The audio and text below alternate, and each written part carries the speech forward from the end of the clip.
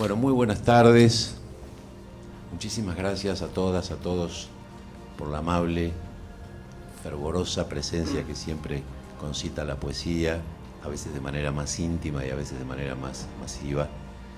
Les agradecemos mucho en nombre de la Biblioteca Nacional que estén aquí para homenajear a un proyecto de revista que fue inolvidable y cuyos ecos todavía hoy seguimos disfrutando, reflexionando sobre ellos, a veces discutiéndolos, porque para eso está la poesía, y así lo entendían quienes hicieron este proyecto. Me refiero sin dudas al proyecto de Poesía Buenos Aires. El homenaje a esta revista y a las revistas de poesía, las grandes revistas de poesía en general, es uno de los ejes de este ciclo que tengo el honor de coordinar y de programar. Mi nombre es Guillermo Saavedra. El ciclo se llama El Verso Argentino. Uno de sus ejes es rescatar voces de la poesía que han sido mal o poco leídas, injustamente olvidadas, recuperarlas, reactualizarlas en la medida que creemos que vale la pena. Repasar lo hecho por las grandes revistas de poesía en la Argentina, que las hubo y muchas, y son los lugares donde los poesías intercambiaron sus textos, reflexionaron sobre el quehacer poético, instalaron o no determinadas maneras de sentir, concebir la poesía, tradujeron a poetas de otras lenguas, instalaron en la conversación de su época otras voces y otras inflexiones. El tercer eje tiene que ver con la discusión de la actualidad de la poesía, y es lo que vamos a hacer, por ejemplo, la semana que viene con Jorge Aulicino, Mónica Cifrin y Gabriel Cortiñas, que van a reflexionar sobre cómo es hoy la circulación de la poesía. ¿Es el libro el vehículo ideal todavía de la poesía? ¿Son las redes, los blogs, las lecturas y performances en vivo, la educación, la transmisión que se produce en los talleres, y en fin?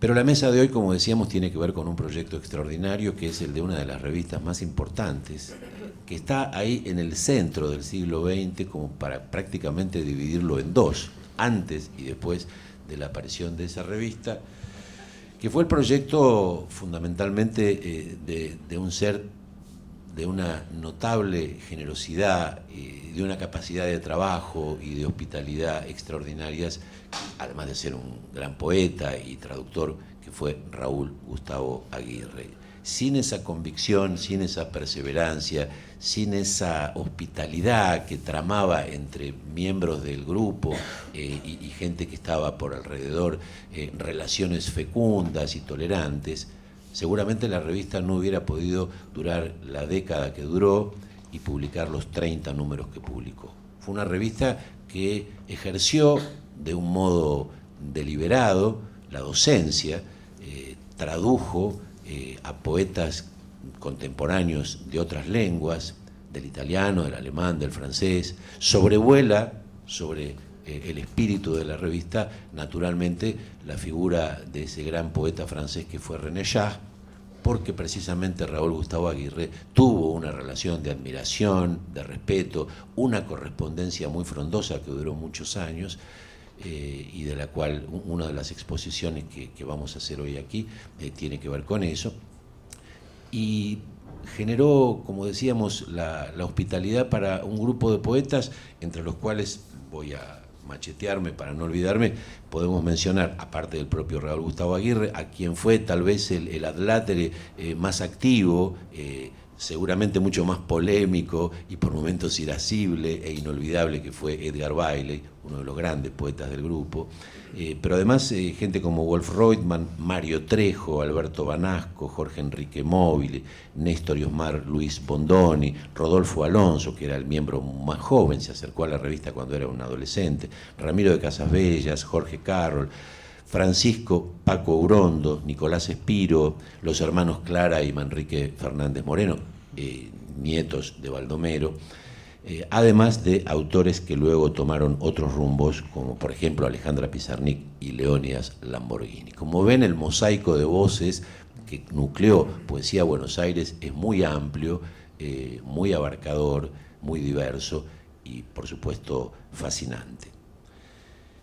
hoy nos acompañan para rendirle homenaje a esta revista y a este hombre extraordinario que fue Raúl Gustavo Aguirre, gente que ha estado muy cerca del proyecto de la revista, empezando por Marta Santalla de Aguirre, a la derecha de esta mesa, que ha tenido la generosidad de venir hasta aquí acompañada de su hija y de su nieta, y que se presenta, fue miembro del grupo porque conoció, si no me equivoco, a Raúl Gustavo y comenzaron a noviar más o menos en el momento en que Raúl estaba con el proyecto de la revista. El proyecto estaba por iniciarse o iniciándose, y desde entonces formó parte activa del grupo sin dedicarse a la escritura, sino a esa otra forma de la sabiduría, que es ser una buena lectora de poesía. Y así se reivindica ella, más allá de haber sostenido la memoria de la obra de Raúl Gustavo Aguirre y de haber tenido una participación activa y muy importante en la recuperación de esta correspondencia que yo mencionaba hace un rato entre Raúl Gustavo Aguirre y René Char, también junto con la viuda de René Char, y el poeta lamentablemente fallecido hace poco, Rodolfo Alonso. Nos acompaña también a mi derecha, pero más cerca de mí, Maricet Arancet Ruda. Voy a leer su biografía directamente de uno de los libros que ella tuvo la generosidad de traerme. Nació en Buenos Aires en 1967, es poeta, investigadora y profesora universitaria, investigadora del CONICET y titular de Literatura Argentina II y del Seminario Permanente de Literatura Argentina en la UCA. Publicó las plaquettes libro objeto de poesía de Cómo el mar entre orillas trae hojas del epistolario nunca escrito entre Iseo y Tristán, que además de este título tiene poemas incluidos. Y del 2008, y Detrás de los vidrios negros, de 2010, ambos por Pájaros Lo Editora. Los poemarios Cantos de Clitemnestra 2012 por Editorial Ruinas Circulares. En el volumen Invocaciones, que también reúne obra de Enrique Solinas, Valeria Melchiore y Romina Freschi. Elegía, habría que decir, no Filia, ¿no? Porque está en latín, Elegía Filia, 2013, por Textos Intrusos, que contiene la plaqueta ampliada Detrás de los vidrios negros. El Laboratorio, desde 2014, por Textos Intrusos, y Fue Troya, del 2015, por Editorial Casa de Gatos. Participó en la antología Quédate en casa, relatos en pandemia, del 2020 por Editorial Biblios. Su poesía fue traducida al italiano y está incluida en distintas antologías de su país y del extranjero. A mi izquierda está una amiga, que además de serlo, tiene méritos que compensan esa dudosa amistad. Digo por mí, no por ella, obviamente. Luciana del Giso nació en Buenos Aires en 1977, es doctora en Letras por la Universidad de Buenos Aires, se desempeña como becaria postdoctoral del CONICET y del Instituto de Literatura Hispanoamericana, de la Facultad de Filosofía y Letras de la UBA, se especializa en vanguardia artística y en poesía argentina del siglo XX, ha trabajado como traductora y editora en organismos internacionales y ha sido docente auxiliar de la Cátedra de Literatura Europea del siglo XIX, también de la UBA. Publicó numerosos artículos en revistas académicas internacionales. El volumen Volver a la vanguardia, el invencionismo y su deriva en el movimiento Poesía de Buenos Aires, 1944-1963, lo que la acredita explícitamente para participar de esta mesa. Hay que aclarar que Maricet no lo cita en su currículum del libro, pero ha publicado un libro sobre el poeta Edgar Bailey, que obviamente también la vincula con el tema que hoy vamos a tratar. Y además, junto con Facundo Ruiz, compiló la antología temática de la poesía argentina, publicada por la editorial Eufil de la Facultad de Filosofía y Letras de la UBA en 2017, y de la que tuve el altísimo honor, el divertidísimo honor, el gozoso honor de ser el editor. Y en absentia, porque se nos ha engripado, anda medio país con ese otro virus menos virulento que el del COVID o la COVID, pero no menos fastidioso, Mario Ortiz. Yo voy a leer la exposición del que tuvo la gentileza de enviarme por correo. Nació en Bahía Blanca en 1965, es poeta, ensayista, traductor y docente en el ámbito secundario y universitario, siendo actualmente profesor de la Universidad Nacional del Sur. Formó parte del proyecto editorial Vox de Bahía Blanca, un proyecto que editó una revista y libros de poesía muy interesante. Y ha formado parte también del programa radial Maldición Llegó el Verano, junto al escritor Luis Agasti y el locutor Miguel Martos. Dentro de la producción creativa de Mario, que es muy singular, se destaca la particular serie Cuadernos de Lengua y Literatura, que a pesar de este nombre que parece ser muy académico, muy de libro de texto, tiene que ver con su obra personal. Lleva ya más de 10 volúmenes, y la obra teatral, entre otros libros, es Tomba, de 2014. Sin más, le paso la palabra a Marta para que nos diga su testimonio valiosísimo y que vamos a escuchar con muchísimo interés sobre la gestación y el desarrollo de la revista Poesía Buenos Aires. Buenas tardes. Nuevamente reunida con gente que le gusta la poesía. Pasaron muchos años, pero los recuerdos viven muy fervientemente.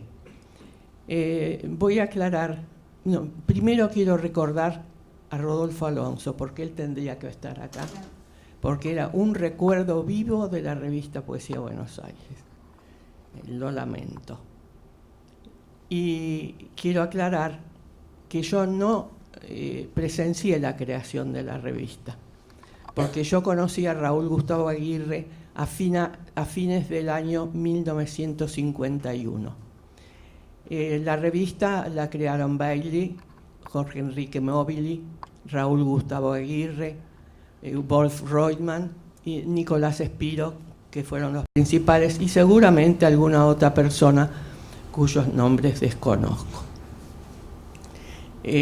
A finales del año 51 nos conocimos con Raúl y yo comencé a frecuentar las reuniones alrededor de la revista. Estas reuniones se realizaban en un famoso, por la revista, café que se llamaba el Palacio de Café. Era un lugar distinto de los cafés comunes, muy largo, muy profundo. A la derecha había una barra grande y a la izquierda se caracterizaba porque tenía las mesas rectangulares apoyadas en la pared, y la pared era cubierta de madera, los asientos eran de madera, rectangulares también, y la característica era el respaldo, que eran unos respaldos de madera grande, superiores a la altura de las personas, un cubículo. Cada uno era un cubículo, que en aquella época se los llamaba reservados, un reservado. Uno detrás de otro, hasta la mitad del salón, y de la mitad del salón de la mitad adelante había mesas comunes, con sillas. ¿Recuerda dónde quedaba el café? ¿Cómo no? En la calle Corrientes, entre Esmeralda y Maipú. En el 745 estaba el café y arriba vivía Raúl Gustavo. El origen de las reuniones fueron a raíz del músico Juan Carlos Paz. Era un músico mucho mayor que nosotros, todos éramos veinteañeros, él tenía 50 años, y solía tomar un café a media tarde con algunos discípulos músicos, entre ellos Daniel Saidón, que lo conocimos mucho. Como Raúl vivía en la misma casa, seguramente entró a tomar el café, vio el grupo y se reunió con ellos. Paz era un nombre increíble. Fue un músico poco conocido en Buenos Aires, pero fue el introductor de la música dodecafónica y la música de vanguardia. Poco conocido en Buenos Aires, pero muy conocido en Alemania y también en París. Una persona, un personaje que habría que hablar mucho de él. Tenía una conversación encantadora y los jóvenes lo seguían y lo escuchaban. Seguramente así Raúl se reunió también, y con Raúl después habrá venido un amigo y otro amigo, y en fin, con los alumnos de Paz también, se fue reuniendo un grupito alrededor de él. Las reuniones se realizaban los sábados entre la media tarde y el comienzo de la noche.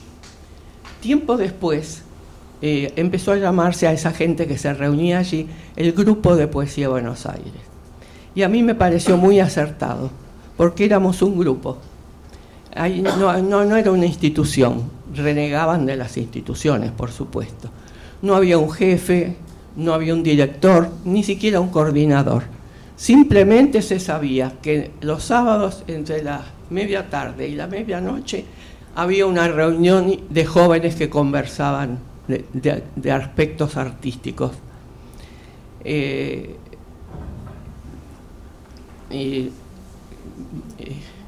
Duró bastante tiempo y no solamente había escritores, sino que también había músicos, había pintores, algunos, y gente que como yo no era artista, pero gustaba de la conversación y la disfrutaba. Se hablaba principalmente de literatura y también de poesía específicamente.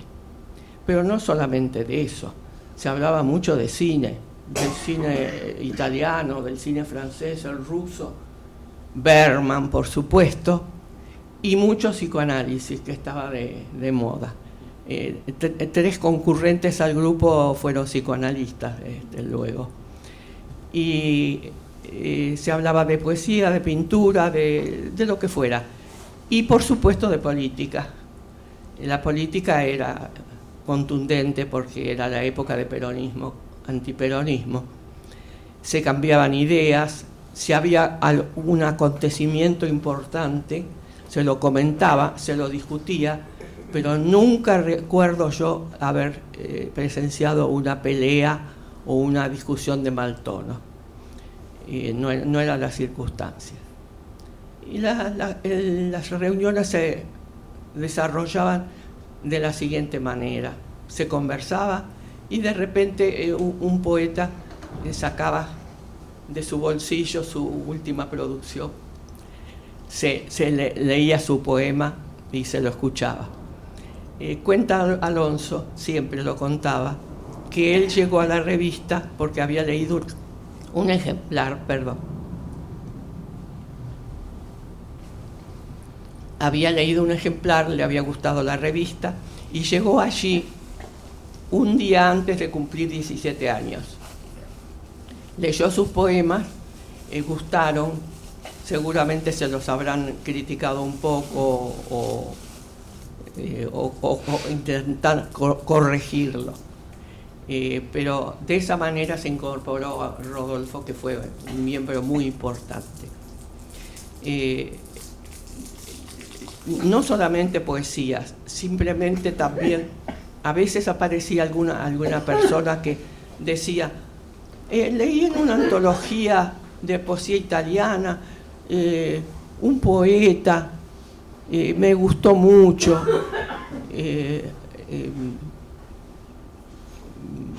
bueno, yo tengo un mono japonés que me hace de todo, me come los nombres.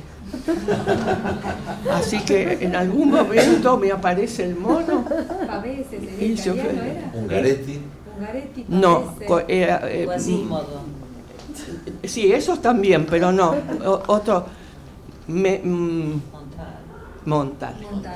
Y alguno tenía que Me ser. lo sopló el mono Sí. recién. No lo sopla. Hay que hacer una lista, porque yo hice una lista para que el mono no me castigue. Y Montale, por ejemplo, que impresionó mucho, eran poco conocidos. Yo no sé si alguien más en Buenos Aires los conocía. Dylan Thomas, Pavese, René Char, los surrealistas, los surrealistas que acá todavía reinaba la generación del 40 y por lo menos no se publicaba ni en La Nación ni en Sur, ese tipo de literatura. Bueno, así consistían las reuniones y tengo que aclarar que la revista no se formaba en el Palacio do Café. Ahí se llevaban las ideas, los poemas. Cuando gustaba algún poema decían: está bien para el próximo número, ¿qué tal para el próximo número?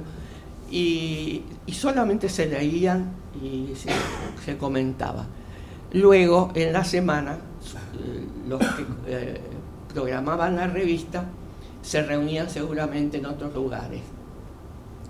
Y la combinación de Edgar Bailey y Raúl Gustavo Aguirre era muy importante porque trabajaban juntos en la biblioteca de la Caja de Ahorro y se veían todos los días. Y Edgar Bailey era un colaborador muy importante, un teórico de la poesía maravilloso, poeta, muy buen poeta, pero la teoría de la poesía era maravillosa. Bueno, allí estábamos entre las 3 de la tarde, juntándonos en esos cubículos que en realidad eran para 4 personas, pero nos reuníamos entre 10 y 12 con algunas sillas suplementarias. Era como el camarote de la película, sí, de los hermanos Marx, iba entrando gente. De cualquier manera. Y bueno, había los habituales, los que no faltaban nunca, Rodolfo, Raúl y yo y algún otro que no faltaban. Y después había los que caían cada tanto, y ha habido también alguno que vino y no le gustó el tema o lo que se habló y no volvió más. Pero alrededor de la nochecita ya la reunión se deshacía, cada uno tenía su programa, a los cines de a la vuelta, o a cenar, o a veces había algunas reuniones en alguna casa, alguien daba una reunión y nos encontrábamos. Marta, yo estaba comentando recién el tema de la mesa de la semana que viene, que tiene que ver con el tema de la circulación de la poesía.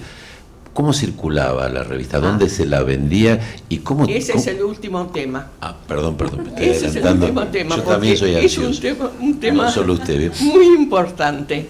Sobre todo lo demás van a hablar ustedes mejor que yo, porque conocen la revista, son profesores y se van a manejar bien. Lo que yo puedo contar es los entreveros, porque los presencié y los viví. La revista Raúl en realidad trabajaba mucho con la revista. Se reunía el material, que yo supongo que en algunas reuniones en la semana, en alguna confitería o ahí mismo en la biblioteca de la Caja de Ahorro, se juntaban los materiales para armar la revista. Raúl llevaba la revista a la imprenta, llevaba los originales, a la imprenta de los famosos Zaragoza. Y los dejaba, luego recogía las pruebas, las recogía de la imprenta y las recogía para trabajar con ese idioma tan particular de las correcciones que yo nunca entendí y que llevaban tanto tiempo. Veía ahí sentado corrigiendo. No sé si alguno lo corregiría también, pero no creo. Yo pienso que Raúl solo corregía y había que trabajar para eso. Algún poeta dijo que Raúl era el que llevaba las ilusiones a la imprenta. No recuerdo quién lo dijo. Bueno, una vez corregidas, las llevaba a la imprenta de Zaragoza y después venía lo que yo llamo el trabajo duro, porque había que recogerlas y había que repartirlas. No creo que Raúl solo lo hiciera, porque eran como 300 ejemplares, más o menos.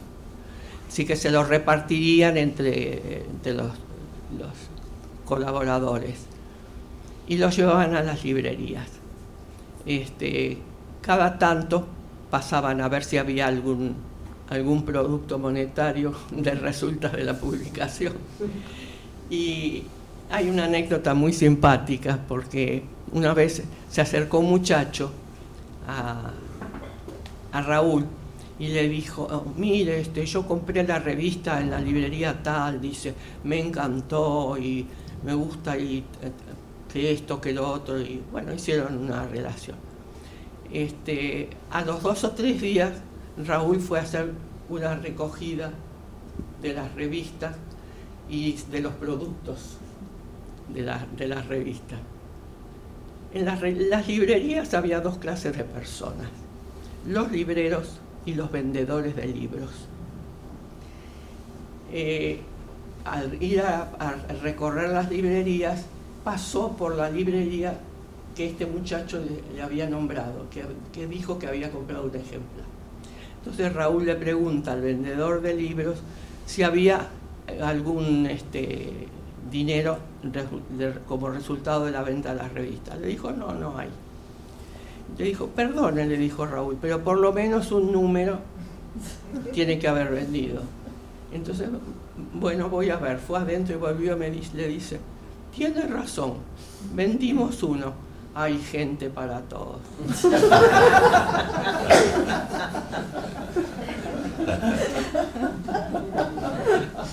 Ese era el clima de la venta.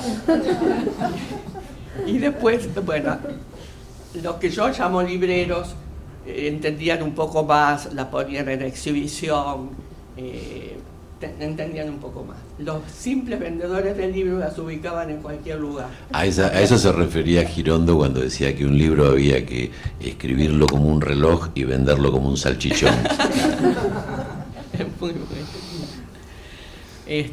Bueno, luego también había que volver a las librerías al tiempo a recoger lo que no se había vendido y traerlo.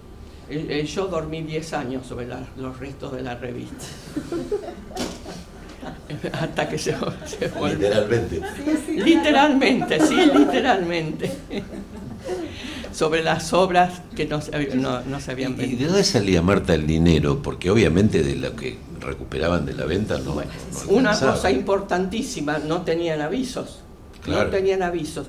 Ni instituciones que los ayudaran, porque esa era una directiva del alma de la revista. Ni promotores, ni avisos. Bailamos mucho para conseguir eso. Había reuniones, lo que se llamaban los asaltos, donde se pagaba, y juntaban, en alguna reunión, en alguna fiesta, juntaban un poco de dinero. Las revistas se vendían, una buena cantidad se vendían. Y después estaban los colaboradores mismos de la revista, que cuando trabajaban y tenían algún dinerito aportaban algo. Yo también aporté. Así que, bueno, mal que mal salía la cosa. Y bueno, sobre el trabajo físico ya les conté, era un trabajo que no se nota, porque lo que vale es el trabajo intelectual que compone la revista, ¿no? Pero eso, el trabajo físico también importa. Duró 10 años, lo que es todo un récord. Durante los 10 años, Raúl dirigió siempre la revista con algún colaborador. Edgar fue director también, y Nicolás Espiro. Voy a hacer un repaso a ver si me quedó algo en el tintero. Porque, ¿Cómo no, Marta? Tengo muchos años, y aunque los mayores recuerdan más del año 51 que de la semana pasada, puede que alguna cosa me haya quedado también. De paz, ya estamos. Bueno.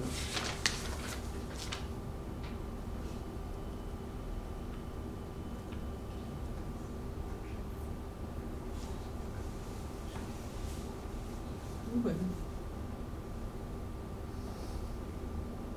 Yo lo que diría ahora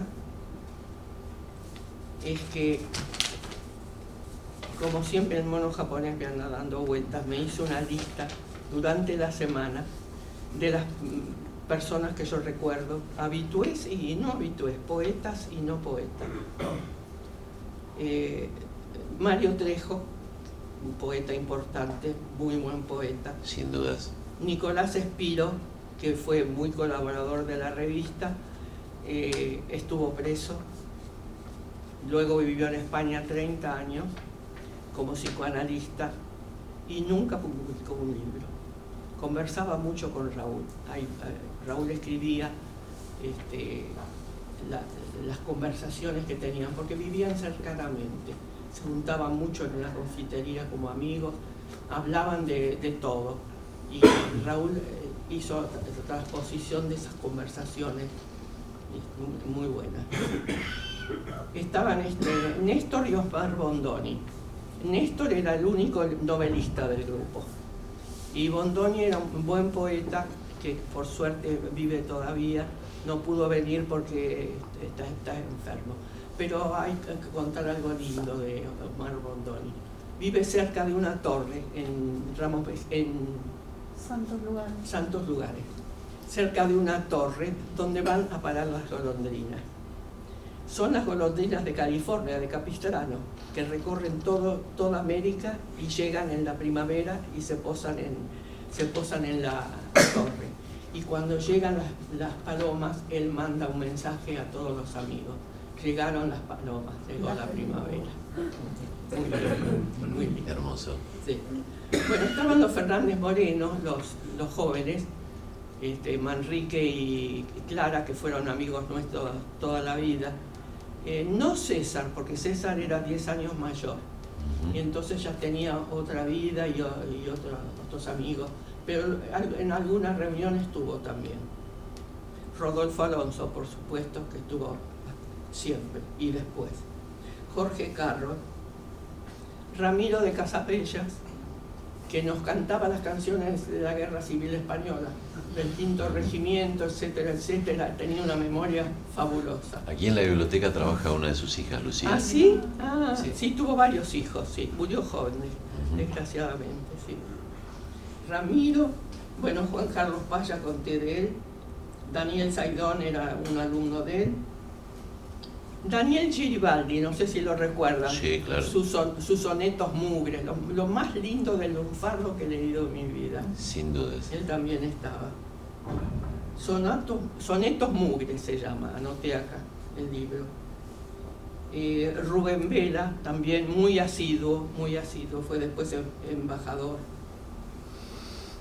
También había algunos surrealistas, porque con los surrealistas al principio no casaba mucho, pero con el tiempo se fueron haciendo amigos y bueno, conocimos mucho a Aldo Pellegrini, La Torre vino alguna vez también a las reuniones. Edgar Bailey. Bueno, Edgar Bailey nunca vino a las reuniones. Nos llevaba 10 años, estaba casado, tenía 2 hijos y vivía fuera. Pero Raúl lo veía diariamente porque trabajaban los dos en la biblioteca de la Caja de Ahorro. Edgar Bailey fue quien lo instruyó a Raúl sobre el invencionismo, el surrealismo y todas las vanguardias. Fue Edgar Bailey. Así que lo siguió siempre mucho y fue muy, muy benéfico como maestro. Edgar Bailey. Alejandra Pizarnik vino pocas veces, pero la veíamos en las reuniones, en alguna fiesta o en algún lugar especial.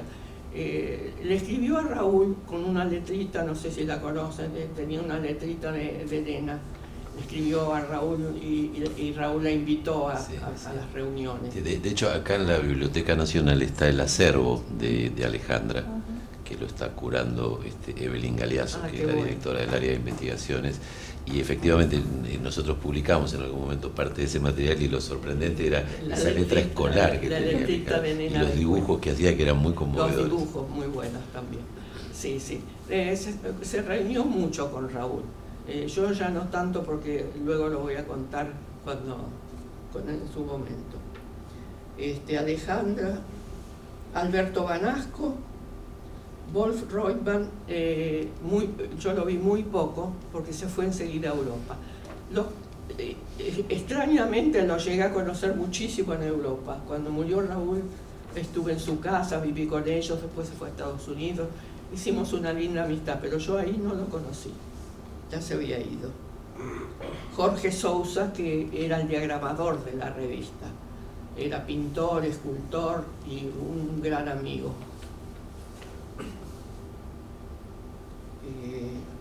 Jorge Sousa, Libero Badí, que era pintor, Susana Morla, Polat, que no escribieron y los recordamos porque era la habitués, Ennio Iommi alguna vez también, y un personaje que nosotros le decíamos el fantasma de Arreategui, porque llegaba sin saludar, se quedaba al lado del grupo, escuchaba todo el tiempo y luego desaparecía sin que uno lo viera. Se ve que le gustaba escuchar porque después fue psicoanalista, pero nunca habló. Le decíamos el fantasma de Arreategui. Bueno, y voy a hablar un poco de Paco Urondo. Paco Urondo fue muy asiduo.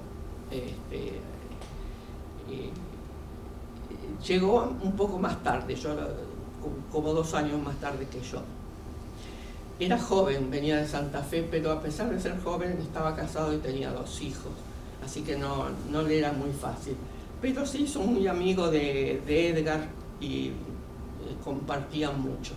Venía y recitaba, traía sus poemas hermosos, simpático, con una sonrisita con los labios que se le subían y una miradita muy simpática. Convivió con nosotros en las reuniones mucho tiempo. Después tomó otros rumbos y lo vimos muy poco. La última vez que lo vi estuvo en mi casa cenando, había llegado recién de Cuba.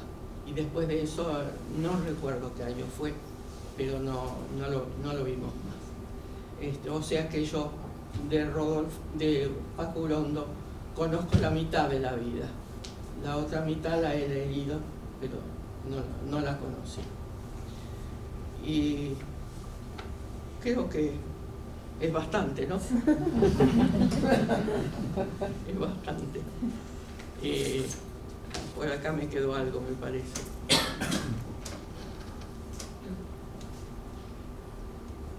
Bueno.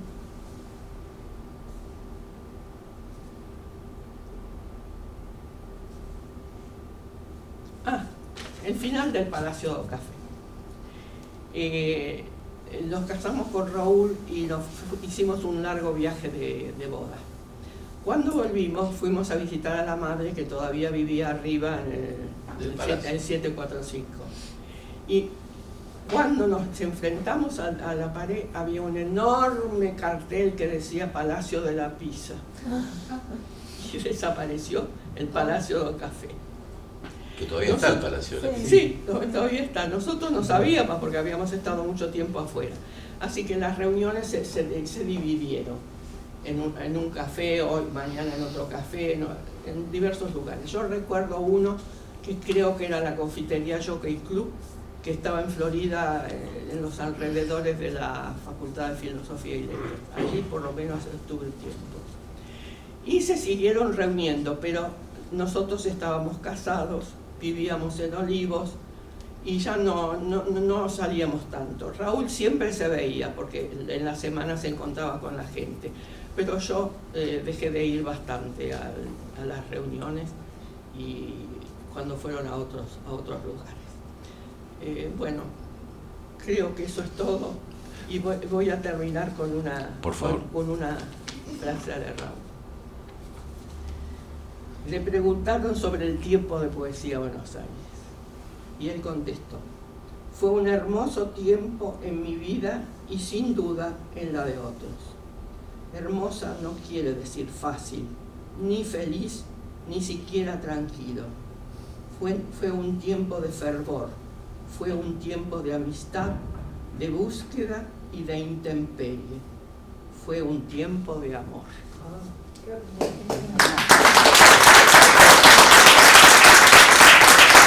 Muchísimas gracias, Marta. Muchísimas gracias.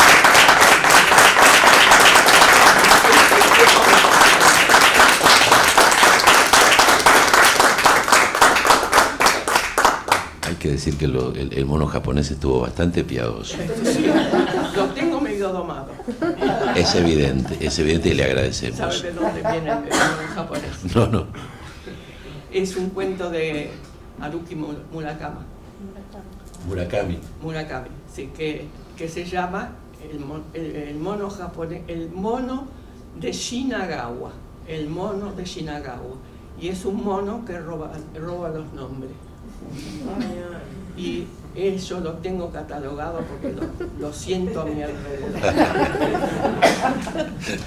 Le puede cobrar derecho de autor a Murakami. Muchísimas gracias, Marta. ¿Cómo seguimos? Leo el texto de Mario. ¿Quieren seguir ustedes? ¿Querés que haga primero una Sí. sobre la Me parece interesante eso. Y podemos activar el video, ¿no? Sí. Van a ver ahí que se va a repetir un video que tiene que ver con la historia de la revista. Simplemente es para ilustrar un poco, tiene fotografías, muestra un poco la revista, ¿no? Y bueno, para empezar, primero agradecerle a Guillermo por organizar este ciclo, darle lugar a la poesía, que veo que hay también otro ciclo en la biblioteca, así que gracias, buenísimo. Y también por organizar esto de Poesía Buenos Aires, evocar, como hizo Marta, la presencia de Rodolfo Alonso, que era como dijo Marta el otro día, la memoria viva de Poesía Buenos Aires, y lamentablemente lo perdimos hace unos meses. Y bueno, luego decir modestamente que yo tengo todavía una relación personal con Poesía Buenos Aires. En primer lugar, simplemente porque escribí una tesis doctoral, y cuando uno escribe una tesis doctoral tiene como una relación muy personal y muy cotidiana con ese objeto de estudio, y fueron 6 años o más, porque después de presentar mi tesis seguí, y sigo volviendo, como ven, y siempre vuelvo, porque, implicó algo muy importante para mí Poesía Buenos Aires, básicamente porque yo siento que funcionó para los lectores de esa época. Me formó, me enseñó a leer poesía a lo largo de todas sus páginas, ¿no? Y al estudiarla yo sentí que me formé sencillamente como lectora de poesía, y esto me lleva a evocar un aspecto de la revista muy importante, y me parece que está en la intención de Raúl Gustavo Aguirre, y es en cierta función pedagógica que también tenía la revista Poesía Buenos Aires: formar lectores, enseñar a leer esa poesía que era nueva, ¿no? Porque la revista hace un recorte de un canon mundial de poesía de vanguardia, de poesía moderna, que, como dijo recién Marta, no se publicaba en otros lugares, en otras publicaciones importantes, y tenía esa función tan importante de formar lectores. Así que me reconozco una lectora de poesía formada por la revista Poesía Buenos Aires. Quizás la última lectora, ojalá que no, que esto siga. Por suerte tenemos ahora la edición facsimilar, ¿no?, de la Biblioteca Nacional, para que esto se siga produciendo, para que siga funcionando, ya sea de lectores críticos formados en literatura, como no, como porque funciona realmente como eso, como un canon de la poesía mundial. Y hay que decir que, cuando digo la última lectora, hay que decir que Poesía Buenos Aires formó muchos lectores, y formó muchos lectores importantes, poetas, escritores como Saer, como Hellman, como Piglia. Yo también tengo el mono, por eso tengo miedo. Han reconocido que se formaron leyendo en su juventud Poesía Buenos Aires, y muchos otros. Hay traductores importantes. Me acuerdo del traductor de Montale, que ahora se me fue el nombre también, pero también reconoció que se formó leyendo, claro, Horacio Armani, leyendo Poesía Buenos Aires. Entonces ha formado toda una generación de poetas, de críticos, de traductores, porque, gracias, también hay que señalar, ahí está la edición facsimilar, ¿no?, que sacó. Este es el primer tomo. Los que quieran adquirirla, cuando termine el encuentro, están a disposición. El primer tomo que salió, todo el completo salió en el año 2014, justo en el año que yo estaba terminando de escribir la tesis llegó para el final. Bueno, yo tenía un objeto muy lindo que había sacado unas fotocopias en tamaño real y las tenía anilladas, las había preparado y bueno, todavía lo conservo porque tiene todas mis anotaciones, ¿no?, de la primera lectura. Y bueno, a ver, ¿por dónde iba? Eso, ¿no?, que formó una generación completa de lectores y de escritores y de poetas, y me parece que eso es una función muy importante que cumplió la revista. Digamos, y lo pudo hacer porque Poesía Buenos Aires fue un compendio de toda esa poesía del siglo XX, y lo hizo en un momento en que ese canon de la poesía del siglo XX no estaba cerrado, no se sabía todavía cuáles eran los poetas que iban a ser leídos luego, y Raúl Gustavo Aguirre y compañía han tenido esa clarividencia de encontrar esos poetas que iban a ser leídos luego y que iban a fundar de alguna manera y fundaron de alguna manera ese canon de la literatura mundial del siglo XX, por lo menos para los lectores argentinos, ¿no? Y esto era posible porque tal vez en esas reuniones del Palacio de Café, tal vez en otras reuniones, pero hay en la revista, no sé si se llegó al final del video, creo que no, pero había una frase muy cara a Aguirre que era: la poesía no tendrá explicación para nadie, ¿no? Ellos tenían la convicción de que la poesía no se explicaba, de que había que vincularse directamente con el poema, pero a pesar de eso, la poesía en la revista, digamos, hay una reflexión en la revista y se nota, a pesar de que no hay una bajada de cómo se debe entender el poema. Y esa reflexión se nota en primer lugar en el recorte de esa poesía, en los poetas que elegían. Hay que decir que en Poesía Buenos Aires, creo que lo dije, se publican poetas de todo el mundo. He encontrado poesía desde poetas belgas hasta poetas de Madagascar. ¿De dónde los sacaban? No sé, pero hay poetas de todas las nacionalidades. El griego Odiseo Elitis. Gente que luego recibió los premios, bueno, ellos ya los leían, ya los publicaban, ya los valoraban como para ser publicados en la revista. Y entonces decía que la revista contiene esa reflexión en el recorte de poesía que hace. También hay reflexión poética porque están esas teorizaciones de Bailey, ¿no? El ensayo tan importante de Bailey, Realidad Interna y Función de la Poesía, que son de los primeros intentos que hay en Argentina de teorizar un poco, de hacer una teoría de la literatura, pero también otros textos de Bailey que hablan, era una preocupación de Bailey, ya lo dirá Marimé, de pensar acerca de la relación del poeta con la sociedad, de cómo se vinculaba y cuál era el rol del poeta en la sociedad, o su reflexión muy temprana sobre el vínculo entre la vanguardia y la cultura de masas. Lo leímos todos después en un teórico estadounidense de los años 80, en Huysen, ¿no?, que teorizaba esta cuestión de la que Bailey ya hablaba en los años 50, el vínculo de la vanguardia con la cultura de masas. Y también Aguirre, recuerdo que recurre a Heidegger para explicar el poema, ¿no? Entonces era una reflexión sobre la poesía que no cerraba el hecho poético, sino que lo dejaba abierto, que problematizaba y que fundamentalmente, se anclaba sobre esa idea, ¿no?, del vínculo directo entre el lector o entre el poeta y la poesía. Siempre las presentaciones de los poetas eran breves, ¿no? Justamente para que en lugar de hablar del poeta, la poesía hablara por sí misma y dejar espacio a la poesía.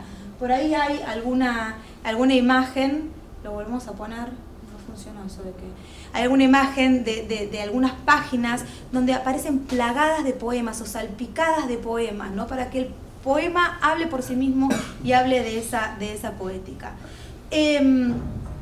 Esto de que la poesía no tendrá explicación para nadie y esto de que la poesía tiene que vincularse de manera directa con las personas, con el hombre, decía la revista, ¿no? Pero era una noción de hombre que se refería hoy estaría como muy cuestionado, pero se refería al género humano, es absolutamente lógico eso, ¿no? Se nota en la revista. Y esta idea de ese vínculo directo era una idea que venía, yo creo, del invencionismo, ¿no? De ese invencionismo que había teorizado Bailey en los años 40 en relación con el arte concreto, que digamos, de quien era el teórico aquí en Argentina, su hermano, Tomás Maldonado, el artista plástico y luego padre del diseño industrial argentino. Y el invencionismo tenía, y el arte concreto, esa impronta marxista de abogar por una no mediación en el arte, ¿no? Ese vínculo directo con la obra de arte, y creo que de alguna manera venía de ahí. Ahí están, ¿no? Las páginas salpicadas de poemas. Esto además rompía bastante con el diseño gráfico. Aquí ya está diseñando Jorge Sousa, y rompió un poco esa caja tipográfica de presentar los poemas en columnas. Bueno, ahí esa manera de salpicarlos generaban diferentes vinculaciones entre los poemas, porque además había poemas de diferentes poetas en la misma página muchas veces. Ahí en la segunda época ya cambia eso y vuelven a una premisa del primer número, que era presentar cada poeta en su página. Entonces en la segunda época, que ya eran unos cuadernitos más pequeños así, se empieza a publicar cada poema en una sola página, lo que supongo que sería un esfuerzo económico también, porque implicaba imprimir más páginas. Así que y bueno, luego también rescatar, lo que quería cerrar con esto de la reflexión sobre el poema es que hacia el final de la revista Aguirre termina concluyendo en un momento, en un texto donde dice: la verdad es que después de estos 10 años no sabemos muy bien qué es un poema ni cómo se hace, ¿no? Entonces, después de tanta reflexión, de tanto que escribieron, de esos 10 años, esto de dejar abierto el hecho poético, la experiencia de la poesía, de no cerrarla, de no fijar el sentido, me parece que ha sido una manera muy moderna también, ¿no? Y todavía tenemos esa perspectiva los que estudiamos la poesía. Luego, algo de lo que habló Marta mucho, esa confraternidad poética que evocó muy bien en esas reuniones del Palacio de Café. Hay una anécdota que cuenta Paco Urondo en una nota sobre Girondo. La cuenta un poco maliciosamente Urondo, me parece, pero yo creo que tiene 2 lecturas.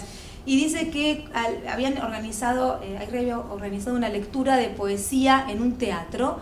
Yo creo que fue en el año 54, si no recuerdo mal. Y dicen, estaba Girondo, y dice que a la salida Girondo dice: che, Aguirre es milagroso. ¿Cómo habrá hecho para encontrar en Buenos Aires 40 poetas? Hicieron relación después con Girondo. Sí, ¿no? Sí, y además publicaron los poemas de Lamas Médula, que los publicaron de manera, digamos, creo que antes de que salieran publicados el libro. Urondo lo cuenta un poco maliciosamente, como diciendo no todos los 40 poetas que estaban ahí eran poetas, pero por otra parte tiene una lectura literal, digamos, encontrar 40 personas que escribieran poesía, sino poetas, y todo un público para que los escuchara, era milagroso. Entonces Aguirre en verdad era milagroso. Pero era este efecto de esa confraternidad poética, de encontrarse en ese mismo lenguaje, en ese mismo gusto por la poesía, que además era una confraternidad internacional, ¿no? Algo que una vez yo vi esa correspondencia de Raúl, y era una confraternidad internacional que se vinculaba a través de la correspondencia, el correo postal, que era una cosa avasallante todo lo que intercambiaban a través de ese medio. Alonso decía que estaban unidos por una tendencia o por un espíritu, ¿no? Por eso que los guiaba, que era nada más y nada menos que la poesía. Y finalmente, el último aspecto para destacar, y lo traigo de nuevo, ahí está Rodolfo Alonso con Hellman, y con Saer luego, porque después de que se terminó la revista, las relaciones poéticas, como ven acá, siguieron, y esa confraternidad poética continuó. Pero lo último que quiero rescatar es algo que decía Rodolfo. Él decía que Poesía Buenos Aires había sido un mojón en la historia de la literatura argentina, y justamente a veces no se lo reconoce demasiado, yo creo, y lo decía porque él decía que la revista modificó la teoría y la práctica de la poesía argentina. y esto que parece, que cuando yo lo escuché por primera vez dije, no estará exagerando mucho, ¿no? Pensaba yo al principio de mi investigación. Y además Alonso decía que era un misterio inefable porque él no se explicaba cómo la revista había logrado hacer eso. Después de estudiarla, yo le pude dar la razón a Rodolfo. Tenía absolutamente razón. Y después de estudiar, por supuesto, la poesía posterior de la revista, porque de alguna manera lo que hace Poesía Buenos Aires es allanar el camino, preparar el terreno, abrir, ¿no? Abrir esa noción hacia la poesía, esa poesía que en ese momento era moderna y ahora es la poesía que más nos gusta, la que más leemos, y de alguna manera también formar esos poetas que luego escribieron en la década del 60. Y si uno lee la revista, están ya las premisas del objetivismo, de la poesía conversacional, están ahí en las páginas de Poesía Buenos Aires. Y, digamos, si no de otro modo no se entiende cómo se llegó a esa poética de los años 60, y ese eslabón perdido es absolutamente, perdido no, encontrado, por suerte, ahí en la edición facsimilar, es Poesía Buenos Aires, porque formó poetas, porque trajo todas esas poéticas del siglo XX, y porque además esa transformación se da en la propia poética de todos esos poetas que nombró Marta, ¿no? En la poética se nota, bueno, siempre que llevaba a la delantera era Bailey en esa transformación del lenguaje poético, pero también lo seguía muy de cerca Aguirre, Trejo, Vanasco, el propio Espiro, que también publica, si no publicó libros, publicaba así bastante en la revista.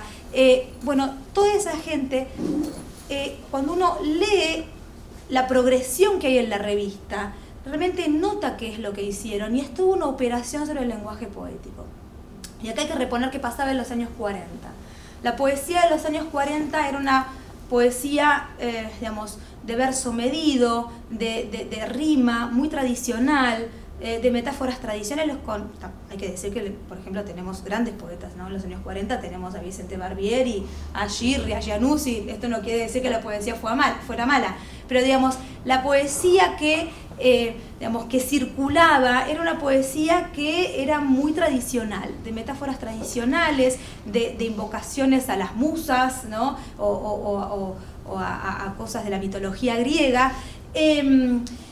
Y el invencionismo lo que hace, y además era una poesía, hay que pensar que era una poesía que falta mucho para que se hable de voz en la poesía, recién es en los años 60, y los poetas se quejaban, un Cortázar, un Wilco, que dicen este castellano que no significa más, que no dice lo que queremos decir, que no expresa lo que pasa en esta ciudad. Los poetas se quejaban pero no le encontraban la vuelta. Lo que hace Bailey en los años 40, durante el invencionismo, es un poco desarmar ese lenguaje, y lo hace de una manera, hay que decir, un poco violenta, vanguardista. Lo que hace es trabajar, si uno lee los poemas, los primeros poemas de Bailey, los de Bajarlía, los de Juan Carlos Lamadrid, lo que hacen es violentar la semiosis, alteran por completo la semiosis de una manera mucho más fuerte que el ultraísmo, de una manera mucho más vanguardista, con un poema que trabaja con el sinsentido, que trabaja con lo fonético, ¿no? Y donde la semiosis no está, es muy difícil encontrar el sentido en esos poemas, hasta que, bueno, encuentran un límite, porque esos poemas prácticamente llegó un momento que eran ilegibles. El invencionismo, bueno, como contaba Marta recién, encuentra cierto albergue en los primeros números de Poesía Buenos Aires. Un Trejo, un Aguirre estaban escribiendo un poco a la manera de el invencionismo en los primeros números, pero luego en la revista se va viendo cómo el sentido del poema vuelve ese sentido, y vuelve de otra manera, vuelve con un lenguaje mucho más llano, mucho más limpio, mucho más íntimo también, un lenguaje que mucho más también de la poesía que leemos actualmente, mucho más vinculado con nuestra poesía de ahora. Y eso es una transformación que se produce en las páginas de Poesía Buenos Aires, y que es una transformación que dura 10 años, ¿no? Fue todo un proceso largo y un proceso de maduración, eso que Alonso llamaba una deriva orgánica, ¿no? La llamaba de esa manera. Es esa deriva orgánica que fueron haciendo estos poetas en las páginas de la revista, a la vez que traducían poetas a mansalva, porque esa era su formación. Y entonces Bueno, yo creo que en verdad le debemos una verdadera transformación de la poesía y de la literatura argentina a Poesía Buenos Aires, y nos legó ese lenguaje vanguardista que todavía usamos, ese lenguaje que posibilita la comunicación íntima entre las personas, porque así lo creían. Esa era la conclusión de ellos. Frente a la pregunta por la función de la poesía, bueno, terminan concluyendo eso, ¿no? Que la poesía está para comunicar a las personas de una manera íntima. Y bueno, y finalmente esa premisa de Raúl de que la poesía no tendrá explicación para nadie, justamente porque esa comunicación se daba de manera directa en lo poético, ¿no? Y con esto concluyo. Gracias.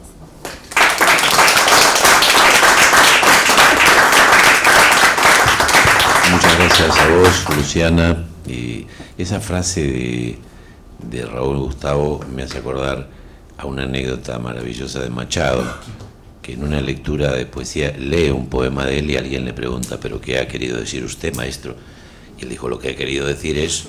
y vuelve a leer el poema, porque si hubiese querido decir otra cosa hubiera escrito otro poema.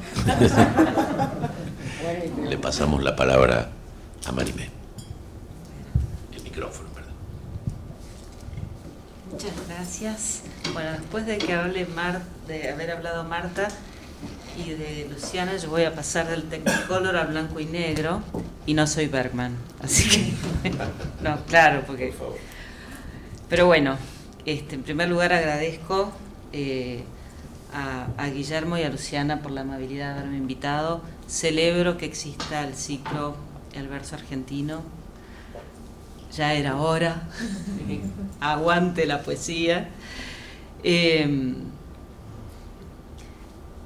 Y bueno, yo voy a hacer una aclaración y a dar una disculpa. Yo no soy una especialista ni por vivencia ni por doctorado en la poesía, en Poesía Buenos Aires como revista. Sí he estudiado larga y fervorosamente a Edgar Bailey o Bailey, por eso me voy a ceñir a él. ¿Se escucha ahí bien? Sí, sí, sí. Okay. Bueno, sabido es que, y voy a leer, o voy a tratar de no leer tanto. Sabido es que Poesía Buenos Aires fue y es muchísimo más que una revista, de manera rotunda. Lo fue con creces a lo largo de 10 años de vida activa y jugosa, y en la actualidad afirmo que por su mérito excepcional es un monumento. Para la renovación de la poesía argentina marcó un antes y un después. Hizo las veces de usina, ya lo dijo Luciana, y de otra forma Marta, y de reunión de vertientes.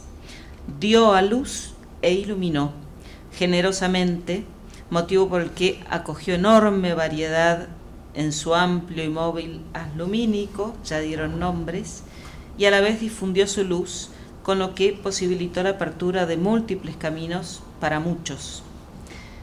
Aparece Poesía Buenos Aires en el llamado medio siglo, según Furlan, un ámbito marcado por la posguerra que otro poeta, a veces teórico, José Isaacson, denominó nuestras letras neohumanismo. Bueno, más allá de rótulos, que puede haber otros, interesa señalar que son coordenadas de profundo cambio. Por ejemplo, en la década del 50 en nuestro país aumentó la circulación. Por un lado, yo no me voy a detener tanto en esto, aprovecho que ya lo dijeron, la circulación de la poesía. Se tradujeron poetas que vaya a saber cómo llegaron aquí, sus poemas, y se tradujeron. Rodolfo decía que había librerías especializadas en el centro y llegaban las revistas. Es muy probable que lo leyeran en la Claro, Argentina. había un fenómeno de la poesía de la literatura en la Argentina, y es que si uno quería leer autores de otros países tenía que conocer su idioma, ¿no? Ahí está, en fin, otro tema. Las librerías donde Sí, sí. Borges, por ejemplo, Había Exacto. una librería francesa que se llamaba Claro. Biau.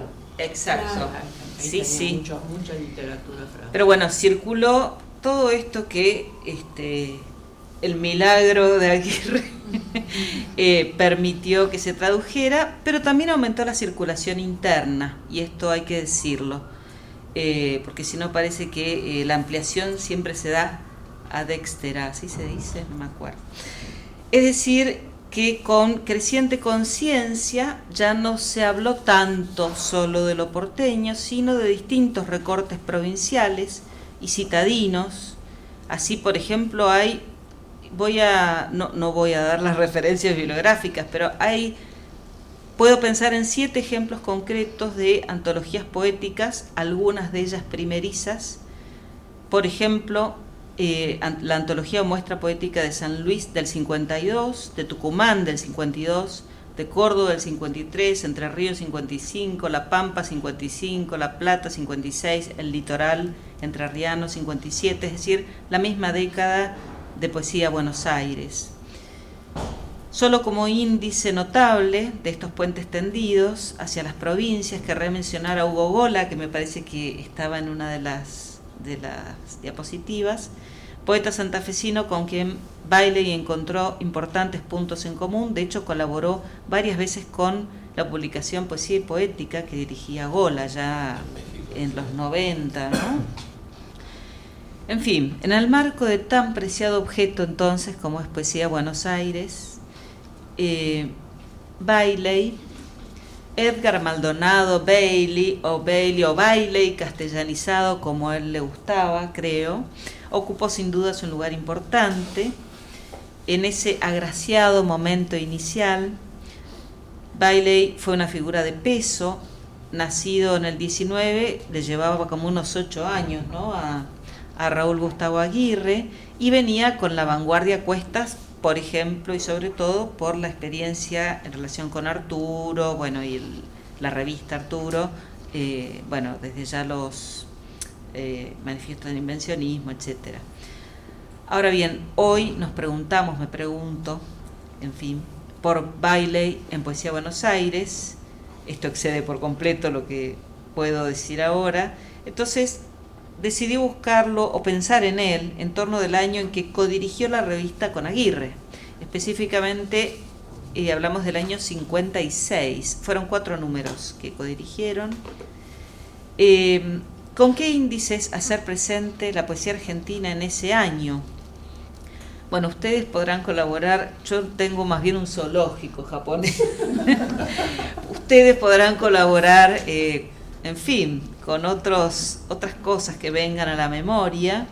La mía es muy acotada y mi pequeña enciclopedia dice que 56 es el año en que salieron, por ejemplo, algunos primeros poemarios de Hellman, es decir, salió Violín y otras cuestiones. También salió 4 murales de Miguel Ángel Bustos, hablo de primeros libros, ¿no? También salió Poemas con caballos de Héctor Biel Temperley, que en los últimos 20 años goza de, ahora es canónico. En fin, Alejandra Pizarnik publicó su 3er poemario, La última inocencia.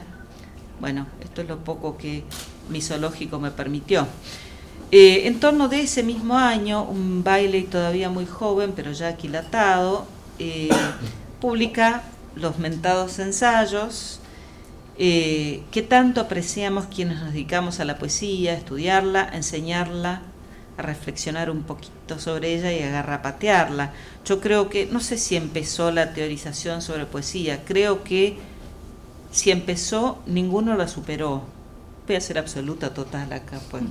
Pero lo digo convencida, son cosas de órdenes distintos, tiene una hondura en la reflexión que supera las teorizaciones de moda, ¿no? En fin. Un año antes, en el 55, es decir, a los 36 más o menos de Edgar, empezó a dirigir la colección Poesía y Literatura de Nueva Visión, para la que tradujo algunos ensayos muy relevantes como El escritor y su sombra de Gaetán Picón y De lo espiritual en el arte de Vasily Kandinsky, nada más y nada menos. La traducción de estos enormes textos encontró eco y quizás también alimentó, sin duda, la labor ensayística de Bailey, tarea que brilló casi con la misma pasión intelectual de su poesía. Y digo casi, y no me voy a desarrollarlo. Yo creo de verdad que todo lo que desarrolla Bailey en sus ensayos, primero lo lo prueba, lo tantea, lo dice en sus poemas. Porque dicen, no, pero los ensayos, no, pero está todo en los poemas, está ahí todo. Y antes, entonces, claro, llega a los ensayos con una solidez porque ya lo pasó por el filtro más arduo, ¿no? En ese año 56, Bailey da a conocer el ensayo El arte, fundamento de la libertad, donde de manera más extensa todavía que en realidad interna y función de la poesía, que si no me equivoco es del 52, me puedo equivocar, desarrolla, entre otros, el concepto de que la sensibilidad o la inclinación hacia el arte, o la falta de ella, es una cuestión que depende completamente de la educación de la percepción. Iba a venir uno de mis hijos, qué suerte que no vino, porque puedo decir libremente que elijo creer y practicar. Tengo 2 hijos que se dedican a la música. En fin, así que algo de razón tiene. Del 55 es el cierre de su segundo poemario, La vigilia del viaje, donde figura el multiplicadamente antologado Es infinita esta riqueza abandonada. Y del 55 también es el inicio del tercer poemario, Ni razón ni palabra, ambos publicados juntos en el 61 con el primer poemario en común. El segundo, La vigilia del viaje, bueno, es decir que el segundo tiene lo producido entre el 49 y el 55 y el tercero lo producido entre el 55 y el 60. En ellos se guarda entonces lo que se generó, digamos, en el inicio de Poesía Buenos Aires, en el inicio y en el año en que Edgar está acompañando a Aguirre en la dirección de la revista, ¿no? Voy a tomar de estos 2 libros que mencioné, el segundo y el tercer poemario, algunos fragmentos para esta remembranza y los voy a compartir con ustedes. Traigo aquí la primera estrofa del poema Las sombras y me permito imaginar la buena acogida brindada a quienes desearan acercarse a la luz que emite este monumento que es Poesía Buenos Aires. Voy a citar: deja que esta noche llegue hasta el borde del agua, deja que la sombra oculte poco a poco el mar. Él no interrumpe su ronda, no hace pausas en su camino y sigue cantando en tu corazón. Deja que esta noche sorprenda nuestro eco y la tierra firme de tu alma. Sí, sabemos que hay un tú, hasta ahí llegamos. Ese tú al que el poema se dirige es a la vez cualquiera de nosotros aquí y ahora, así que añado los 2 versos que siguen. Deja que esta noche sorprenda nuestro eco y la tierra firme de tu alma. Ya lo leí, perdón. También repito la primera estrofa del poema siguiente, uno de mis favoritos, que es Llama verdadera, donde el foco recae en la más plena confianza, en la experiencia estética como transformadora si se permite que esto ocurra. Cito el poema, un fragmento. Llama verdadera del instante, ir y venir de la noche, el sueño es ágil, todo lo descubre, un aire nace, temblor oscuro que nadie detendrá. Hay un movimiento de instalarse en el presente absoluto, otra vez apela a nosotros, vital y exigente en esa llama verdadera del instante, frente al mundo que incluye al sí mismo.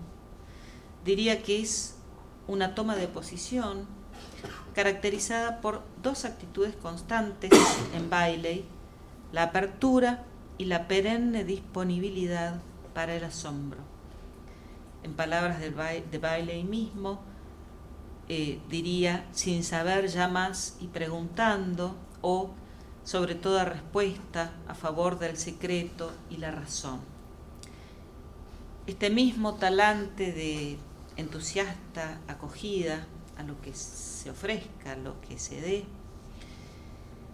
el mismo talante es el que Bailey destaca en un texto acerca de Poesía Buenos Aires y coincide con algo que recordaron dicho por Aguirre, texto escrito en el año 88 para Diario de Poesía, donde asegura que evocar a Poesía Buenos Aires, y lo cito a él, es solventar un momento de fe, de reunión sin conjura, de devoción acaso, salteo, es rescatar una actitud, una comunión. Y luego añade una pareja de rasgos indisociables, que me gustó la fórmula, con la que sería muy saludable que nos empapáramos. Dice, es heterogeneidad y afinidad. Este recuerdo de la confianza que los agrupaba coincide con la bienvenida de los días, que es título del el primer poema de la Vigilia del Viaje, segundo poemario. Y el final del poema dice, ni una cuña en el ámbito del sueño, ni una pausa en el viaje o la bandera, tienen mi amor oculto y verdadero, mi sed, mi litoral inquieto, el surco antiguo y la confianza. Teniendo presente su fe en la vivencia, tornamos al traductor, así como el Kandinsky, desde lo espiritual en el arte, que tradujo Bailey, teoriza sobre lo puramente plástico, con deliberada prescindencia de la anécdota o el tema. Bailey mismo teoriza reiteradamente sobre las meras palabras, digamos así. Primero con intenso fervor juvenil, como sabemos cuando hace los manifiestos del invencionismo, y más tarde ya con la certeza adquirida después de haber reflexionado mucho, por ejemplo en el poema Ni razón ni palabra del libro homónimo, que empieza así. Cada noche los sueños inmolan tu pena y tu culpa, de frente al olvido, a la pregunta y la canción inexcusable. Es necesario empaparse, herirse, hundirse, buscar el estallido hasta decir, perdón, no soy el mismo, pero el fuego desgrana tus razones de tierra, debes perder la luz plena, los motivos de la victoria. ¿Qué dice el poema? ¿Cuál es la semiosis? ¿De qué habla? Podríamos arriesgar interpretaciones diversas, casi podría irle casi cualquiera, porque no hay ningún único concepto que lo encierre, ni una sola emoción que lo explique. Y aquí salto a los ensayos. Entre su poesía y sus ensayos de poética, Edgar guarda total coherencia. Leemos en el mentado ensayo del 56, dice, lo específico de un proceso estético estriba en que su finalidad no es proporcionar un conocimiento o un dominio, sino una contemplación que se agota en el ejercicio de sus propias funciones. O más sintéticamente, dice, en realidad el proceso estético es el trasfondo anímico de toda experiencia. Las circunstancias a la hora de escribir importan muchísimo, pero sostiene, el artista busca trascenderlas, ir más allá del dolor o del amor que pudo haber engendrado la emoción creativa. Mejor dicho, más que trascenderlas, partir de ellas, vivirlas y mirarlas, para, al cabo de un complejo mecanismo, acendrarlas y ponerlas en discurso. Así, en todo caso, aceptarlas. En consonancia con estas reflexiones de Edgar, y en respuesta a quienes muchas veces cuestionaron Poesía Buenos Aires tildando de elitista a la revista y al grupo, traigo a colación el poema Cuestión de tiempo, y casi con esto cierro. Cuestión de tiempo, de andar en trenes, de encontrar a la luz del sol la guerra y la paz, el camino que lleva al hermano, al enemigo. Cuestión de tiempo, la música vendrá. Un tribunal enjuiciará tu miedo, tu pobreza, y otro mañana, de distinto modo, al vagabundo que se extravía balbuceando, el idioma que hablarán los hombres, cuestión de tiempo, colonizadores de la riqueza y la claridad. En todos hablará el difícil amor, la transparencia, pero siempre el vértigo extenderá sombras sobre los senderos, abrirá cielos sobre las voces y el silencio, y hombres solos, mujeres solas, hablarán sin amparo, sin encontrar la palabra apropiada, el nombre de la noche. Basta entonces que las cosas decanten con el tiempo y hablen por sí mismas. Lugar común, tocado y probado por la aguda lucidez y por el sopesado rigor de Edgar a la hora de la escritura, que en él fue y es pensamiento insobornable y tamizada emoción. Muchas gracias.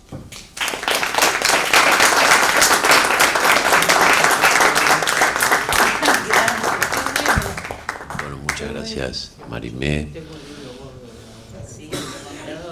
Es notable, ¿no? Porque uno vuelve a escuchar la poesía de Edgar o a leerla, la actualidad que tiene, porque el lenguaje que él encontró para escribir, más allá de ese tú dubitativo que está implícito, ¿no?, del comienzo, es un lenguaje que no envejece, y tengo la sensación de que dentro de 150 años va a seguir siendo actual, porque encuentra como una esencialidad de la lengua española que tiene una claridad dentro de la falta de una semiosis evidente, que nos transmite una emoción independientemente de lo que quiera decir el poema. Es casi infalible.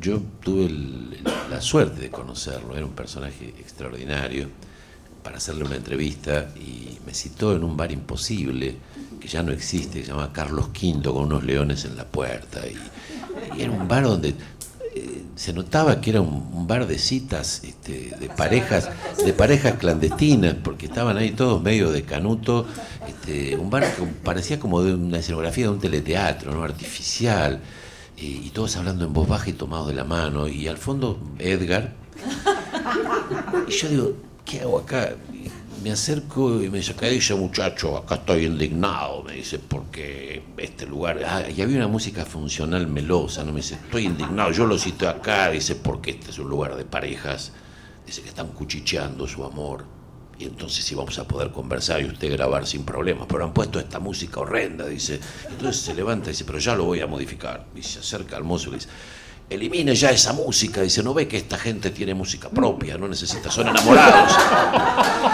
Y las parejas se escondían abajo de las mesas porque estaban ahí. Lo primero que le digo es, Edgar, en su primer libro de 1940 y tantos, me dice, no, momento, sé que tengo pocos enemigos, pero muy eficaces. Yo en esa época era un niño, no podía haber publicado un libro. Le digo, mire, lo tengo acá, el libro en la mano, se debe ser un error de imprenta. Siempre fue muy coqueto con el tema de su edad. Bueno, ese fue Edgar. Bueno, ya estamos muy en el límite del tiempo y yo no quiero abusar de la atención de ustedes, y pidiéndole disculpas a la distancia al querido Mario Ortiz, voy a simplemente resumir las ideas de su trabajo, porque es un trabajo de más de 10 páginas. Él trabaja sobre la extraordinaria edición que hizo Edasa en español, y hizo la editorial Gallimard en Francia, de la extraordinaria correspondencia entre Raúl Gustavo Aguirre y René Char. Un trabajo donde Magdalena Cámpora, a quien consideramos para esta mesa también, pero no le daban las fechas para estar, porque está evidentemente un poquito lejos y no nos daba para pagarle un pasaje desde París acá, aunque ella hubiese querido venir. Ella fue la editora de ese libro. Entonces lo que se pone en evidencia, y lo señala Magdalena Cámpora, lo señalan los que han reseñado esa correspondencia, y lo empieza por admitirlo el propio Mario Ortiz, es el carácter, la actitud reverencial de Raúl Gustavo hacia René Char. En algunos de los críticos, de los que han comentado esa correspondencia, como Matías Serra-Bravo, muy duramente dicen que es una posición casi servil la de Raúl Gustavo Aguirre, y que tal vez si no se le hubiera cruzado la figura de René Char, hubiera sido aún mejor poeta de lo que fue. Pero no es la idea de... Hay otros que en cambio señalan esa educación y esa capacidad que ya no es posible, tal vez hoy en nuestros días, de alguien declarándose discípulo de otro, manifestar ese fervor, esa entrega, esa disponibilidad. Cosas que Mario Ortiz reconoce en su texto, pero también lo que reconoce es cómo sutilmente, más allá de esa devoción y esa incondicionalidad, como Raúl Gustavo se hace amigo de René Char porque lo traduce y toma contacto con él para declararle su admiración y además para poner a consideración de él sus traducciones y ver si realmente son traducciones cuidadas y va a la altura de su obra. Pero lo que empieza a hacer, dice Mario, con una enorme elegancia en su texto, que yo no puedo resumir en pocas palabras, empieza justamente a contrabandear una sensibilidad, una estética que todo traductor le impone al texto traducido, cuando además de ser un traductor, un muy buen traductor como era Raúl Gustavo, es un poeta. Entonces el texto de Mario lo que termina siendo es un hermoso homenaje a esa capacidad, esa sensibilidad que estaba presente en Raúl Gustavo Aguirre, de al mismo tiempo que no dejaba de reverenciar y de homenajear en cada carta que le enviaba a René Char, a ese gran poeta y maestro que era para él René Char, quien además lo recibió en su casa en 1974, creo. No sé si usted viajó con él, Marta, en la casa que tenía en Provence. Más de una vez, efectivamente en 2 oportunidades. Eso no le impidió en sus traducciones hacer verdaderas versiones y incorporar casi a René Char, no como un autor más de la literatura argentina, pero sí la mirada de Char en la voz de Raúl Gustavo Aguirre, sí como un valor inocultable y necesario de la cultura argentina. Bueno, yo quiero agradecerle mucho a todos y a todas, por empezar a Marta, a Marimé y a Luciana, a Mario también, quien Absentia nos hizo llegar su texto, a todos ustedes por su atención, a toda la gente de la biblioteca que hace posible este ciclo, la gente de prensa, de sala, de sonido, de video, con el maestro aquí Mariano Gorostiaga presente, a Roxana Artal, que coordina el otro ciclo que estamos haciendo en la biblioteca y que es preexistente a este, que se llama Coliseo de Poesía, que alguno de los otros miércoles del mes reúne a poetas y gente vinculada a la poesía o a la literatura y a la cultura para discutir sobre la poesía argentina, y que ya les informaremos cuando estemos más cerca de la fecha, para que no se olviden. Hay algunos ejemplares de la revista Poesía Buenos Aires para quien quiera adquirirlos, el precio es razonable, 1.800 pesos cada tomo, y si no, simplemente agradecerles a todos y a todas. La semana que viene estaremos con Jorge Aulichino, Mónica Cifrin y Gabriel Cortiñas para reflexionar sobre la circulación de la poesía en la actualidad. Muchísimas gracias y buenas tardes.